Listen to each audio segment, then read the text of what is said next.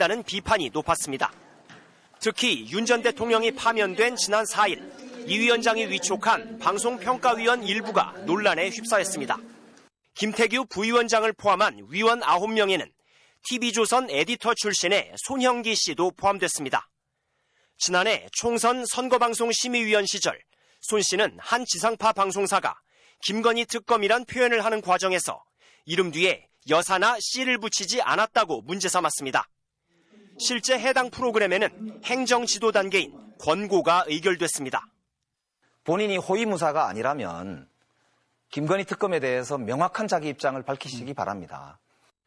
방통위 재허가 심사 대상은 지상파 3사 등 12개 방송사업자와 146개 방송국입니다. 재허가를 받지 못하면 1년 유예 뒤 방송 송출이 아예 금지됩니다. 방통위는 이번 주 안에 평가서 작성과 의결까지 마무리하는 걸 목표로 속도를 내고 있는 것으로 알려졌습니다. MBC 뉴스 이용주입니다.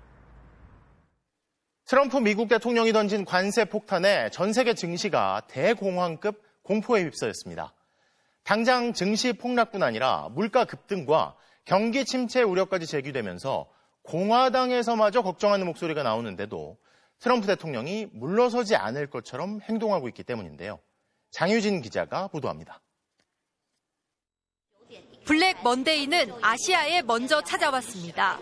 지난 주말 뉴욕 증시가 폭락한 데 이어 월요일 장이 열리자마자 아시아 각국의 증시는 쓰나미처럼 차례로 무너졌습니다. 특히 중화권 시장이 큰 타격을 입었습니다. 홍콩의 항생지수는 장중에 13% 이상 폭락하면서 2만 포인트가 붕괴됐고 중국 상해종합지수와 일본 니케이 지수는 오늘 하루만 7% 넘게 무너졌습니다.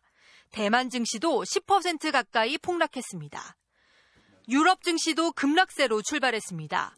하지만 트럼프 대통령은 꿈쩍하지 않고 있습니다. 기자가 주가 폭락을 어느 선까지 받아들일 수 있냐고 묻자 바보 같은 질문이라고 면박을 줍니다. I think your question is so stupid. I don't want anything to go down. But sometimes you have to take medicine to fix something. 미국이 무역으로 엄청난 손해를 보고 있고 이를 해결할 치료제는 관세뿐이라는 겁니다. 공화당 내부에서도 우려의 목소리가 나왔지만 트럼프는 관세가 얼마나 아름다운 것인지 금방 알게 될 것이라고 주장했습니다. 오히려 시장의 우려는 신경 쓰지 않는다는 듯 주말 골프장에서 티샷을 날리는 영상까지 올렸습니다. 참모들은 일제히 방송에 나와 관세 정책 옹호에 나섰습니다. 재무장관은 증시 폭락이 단기적인 반응이라며 관세 정책을 시행하는데 경기 침체를 고려해야 할 이유가 없다고 했습니다.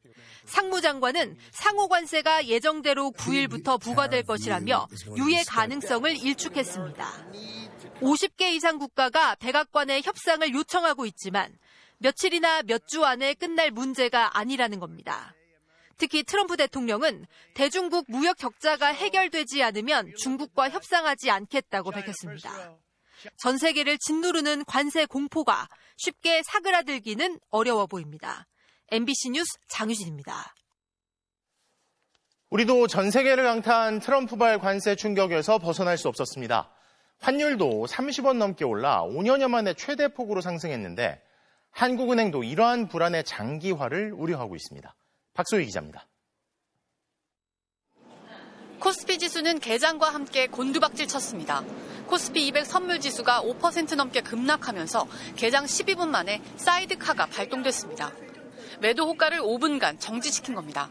사이드카 발동은 역대 최대 낙폭을 보였던 지난해 8월 검은 월요일 이후 8달 만입니다.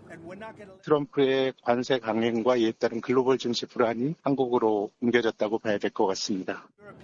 결국 우리 증시는 5.57%, 137포인트 넘게 하락하며 2320대로 무너졌습니다. 코스피가 2400선 아래로 떨어진 건 2023년 11월 이후 1년 5개월 만입니다.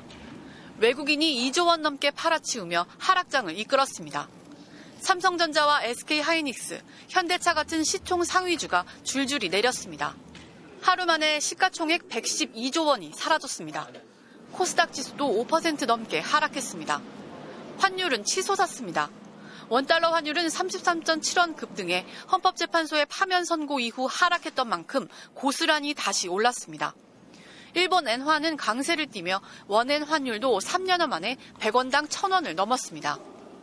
시장에서 가장 크게 두려워하고 있는 건 결국 경기 침체인데 소비가 좀 둔화되고 있잖아요. 미국의 고용도 견조하지만 세부적인 내용들은 그렇게 좋지는 않아요.